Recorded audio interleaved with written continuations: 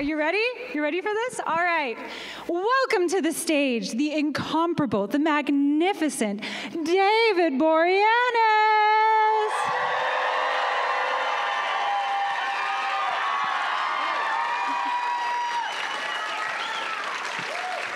I told you. Awesome. Look at this. Austin, the heart of Texas, right? Come on, you guys can do better than that. If I walk on the stage, like honestly, I walk on the stage, I had to bring my Philadelphia Eagles hat, obviously, just to piss some people off, right? Because that's just the way it is, Lainey. Well, you're still making them happy by just being here. I'm just very happy to be here, and I've enjoyed my time. Very, small amount of time I've spent here in Austin. You people are great. Thank you so much for coming down. Thank you so much for, the support and the love for the shows and for what you bring.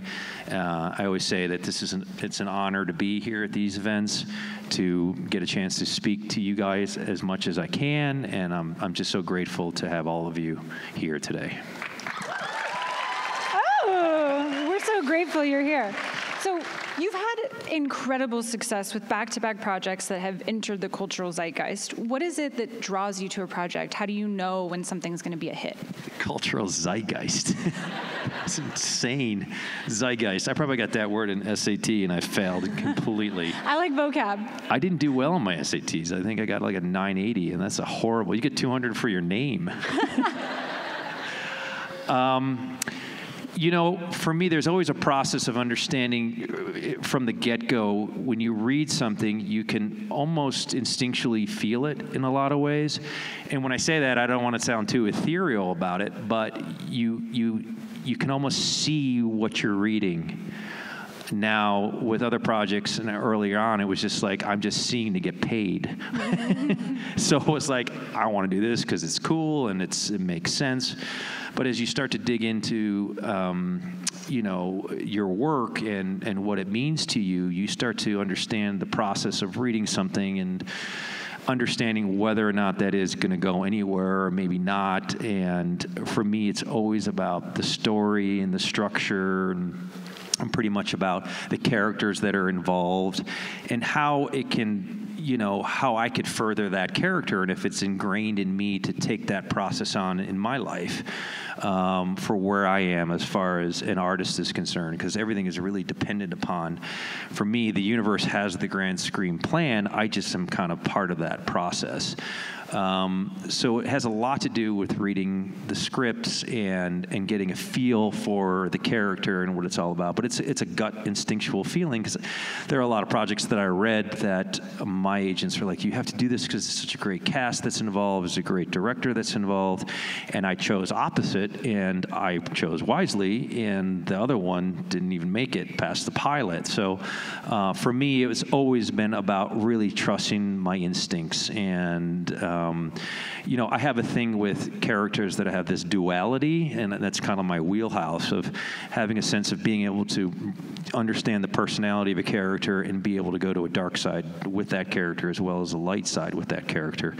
So I've always been drawn to those types of roles. Well, that's amazing. You led me into my next question. I was wondering if you would talk about your creative process and how acting has impacted your life and stuff like that. I work with a woman whose name is Ivana Chubbuck. I met her long time ago, and touched by her, just who she is as a person, first and foremost, and how she's pushed me to study for the whatever series I was in, and she enabled me to understand the gifts that I have inside of myself that was given to me by my ancestral people and beings in the universe. If I'm starting to talk too universal, it's because I just so tapped into that whole verse, and I love that. So for me, it really is it's a hard-working process where you really, once you get a role or a job, that you really dig into the work material beforehand in preparation. Whether I'm acting or I'm directing or producing, it's always about the before, like the pre-prep, what you do, how you prepare for that. And I love that type of work. I remember being in high school, it was like I'd come home, I'd go to my room, do my homework, and nobody would see me, and that was it. Always a prep freak. So as much as I could pour into that preparation, and how I do that is I work with my acting coach. on every specific show. I would never miss. And if the other co-star was available to do that and was into it, that would be great. And luckily, I had someone who would do that with Ivana with me. So that enabled me to really not just lay back on my morals and think, oh, I got a job, I can just sit back and not push myself. I think a lot of the argument is, oh, you're on a show and a series for so long, how do you keep it that fresh? Well, you have to constantly keep digging into your traumas, right? You have to constantly keep digging into what is underneath all of that. I mean, we all have Band-Aids and demons that we fight, and for me, it's like, I want to dig into that. I want to learn more about that. I can apply it to the subtext of my characters. So I use that heavily. And when I direct, it's like I do the same thing, and then I throw it out the door when I show up on set, and I feel the set, and I understand the energy, and I understand where the actors are coming from, because I understand that process. So I try to make it as comfortable as possible for them during process of rehearsing, or maybe don't rehearse and just shoot. So I'm rambling. I'm going to stop. No, it's great. It's wonderful. That's what everyone came for. So this is perfect.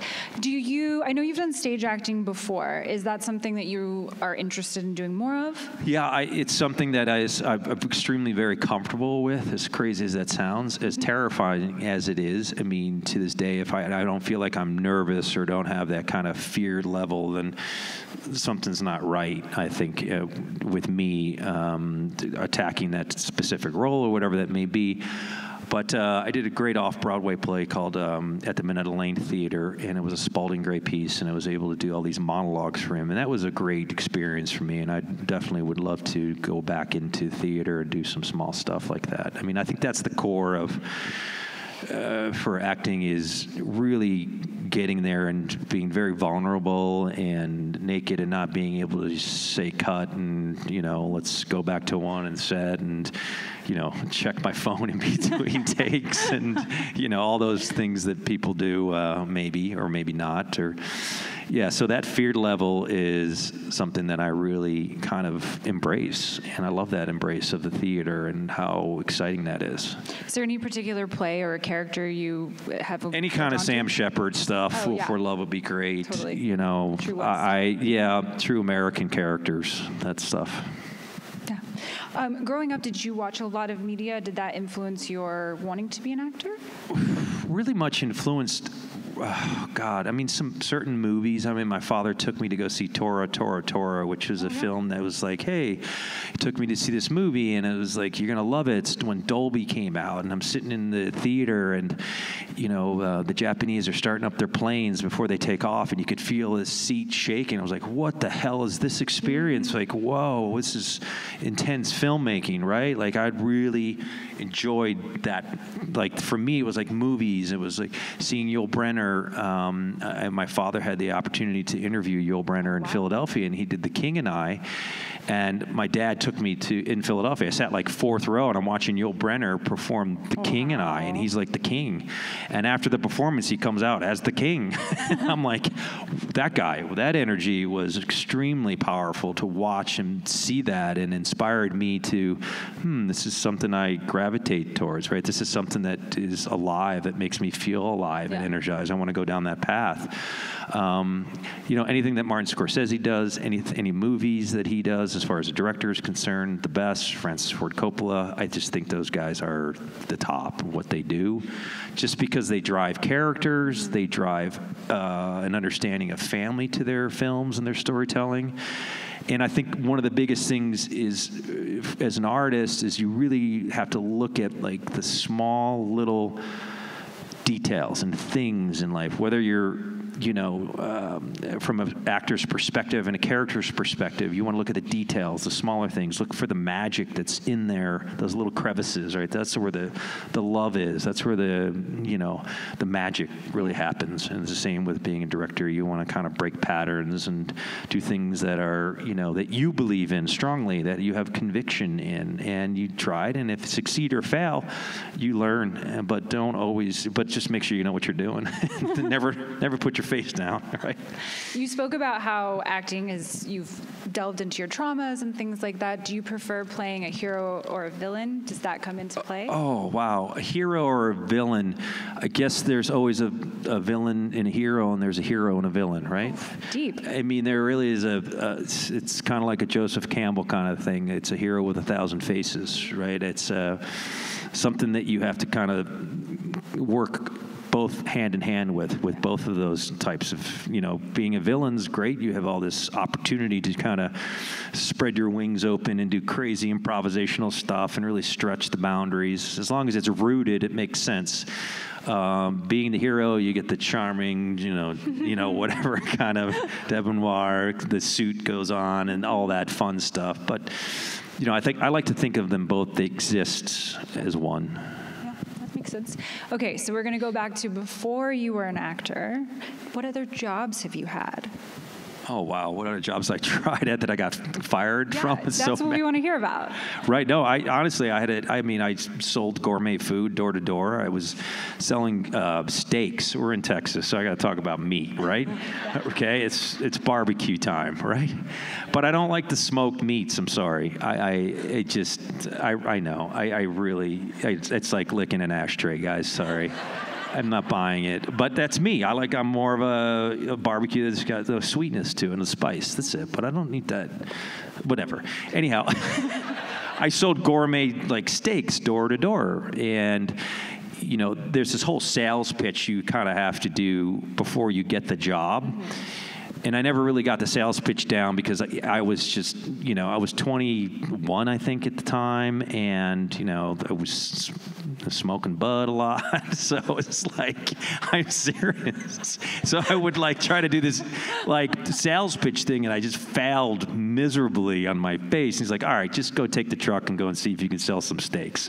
And this is in Beverly Hills. So I'm literally driving up to houses in Beverly Hills, knocking on their doors thinking these guys got cash. They're going to buy steaks. And at that time, it's you got past the gates, you got to get past the dog that's going to probably chomp your leg off, and then get to the door, knock at the door, and convince them I have steaks, gourmet steaks, out in the truck that you're going to love. And I got to sell it like it's great marble, the steaks are beautiful. It's like you never had a piece of meat like this, whatever that sales pitch was. I don't even remember what I was saying because I was so high the whole time. Did I mention that? Sorry. And this is just one of the jobs that I had that lasted a week. This didn't last long. And I was with another, wasn't really a friend. It was like a co-stoner kind of a guy. Mind you, I'm 21. Come on, give me a break. So I did this kind of hey, all right. She's like, I have chicken cordon bleus. I got steaks. So she's like, I'd like to take a look at the box. I'm like, wow, we got a winner. Go out to the truck freezer, and we locked the keys in the freezer truck. And classic stoner move. I was fired immediately. I couldn't even show the products, man. And I couldn't even talk about it. But I did everything, worked at a health place. I think that lasted 2 weeks. I got upset because I had to go to the locker room, and the guy was like, I can't get the door open. So I kicked the door open, and he's like, what is wrong with you? Having a rough morning. I was I think I was just getting frustrated and passing out towels to all these people that that were really rude. Okay, you go to an expensive club, you can be nice. You don't have to be an asshole. So then I went back, and this guy was he reported me. I got fired in 2 weeks. I've had I painted houses on sets, and then I figured I don't want to do the whole waiting table kind of thing. I want to be around the sets and environment. So I was a PA. I cleaned out honey wagons. I worked with, that was quite a job. Just plug the nose going and just get it out fast, man. Just wipe it down. People really need to be a little bit more respectful in the bathroom, too. I learned that at an early age. And no, I wasn't stoned. I've done it. So working around the set for me was great. I was working props, Worked with Chris Penn on a movie, saw some great actors, work and be around them. It's Eric Roberts, Donald Pleasance. He was in a movie I was a PA on. I drove him around once. That was cool. So all the odd jobs. I kind of felt like being on a set and watching an actor prepare or watching a director do his thing was, to me, I was very in tune with that. That's super cool. So you starred in the iconic music video for Dido's White Flag. Can you talk about that? The Dido White Flag. I watched it the other day. And Did you? Wow, it's so old. My God. It's like, you're so broody in it. Really? Yeah. Moody, me? No, that can't be possible. Broody. Yeah, well, that's another thing I don't really do too well. I think I do. I got a job off of it. You're really good at it. I'm good at brooding, right? Yeah. The brooding man. The brooding man. I swear I should have had a cologne called The Brood. There's still time. Splash it on and you too can brood. What a disaster that would have been. Can you imagine? Oh, There's still time for that. no, that's not happening, lady. I'm so sorry. Okay, maybe. We'll see what happens. What was your question?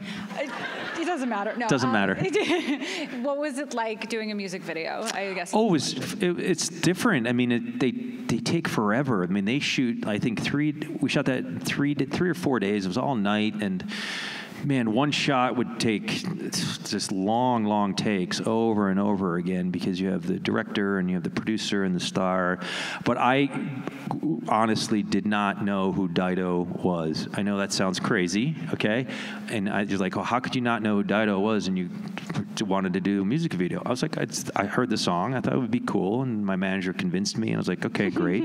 So I went to get wardrobe fitted. And I was like, I don't know who Dido is in the room. And she was in the room. Oh, my God. I felt so embarrassed. I was like, oh, shit. She's right there. And I'm like, I feel the burn off my back. Like, I'm so sorry. Why am I in this position right now? Oh, my God. That gives the video a very interesting, chemistry, I think. Yeah, it was fun. I mean, and then, ironically, a co-star that I worked with, her ex-boyfriend married Dido. Oh, and it was full circle. Wow. And I remember telling that story, and she was laughing. But Dido was cool. She was like, yeah, I don't know who Dido was. And she started laughing. She was a good sport about it. That's good. And I just felt like an idiot. I felt horrible. Well, you can apologize to her now, so it's fine. Oh, I have already. Oh, good. Okay, great. Do you remember my co-star's boyfriend, remember? Yeah. Where are you, Lainey? I'm sorry. Okay, am I talking to you? Or are you? Yeah, no, I'm... Everybody needs a margarita. Yeah. If there was a bar here, I would purchase everybody margaritas. And if you don't drink, I'm going to purchase you, the mocktails. Perfect. I'm game, right? We good? I love that. So you're a classic car aficionado. Yes, I do. I love classic cars. I learned early on that two wheels are not good for me. Spring break in Mexico, college, it was my junior year, and we rented mopeds. That was a bad move. And I crashed. Bad. Yeah, thank God he just got a couple scratches, but then again, sophomore in college, you really don't feel things when you crash at spring break. You just, I don't know, hit your head 9 times on something. Backflips for the win, whatever that is.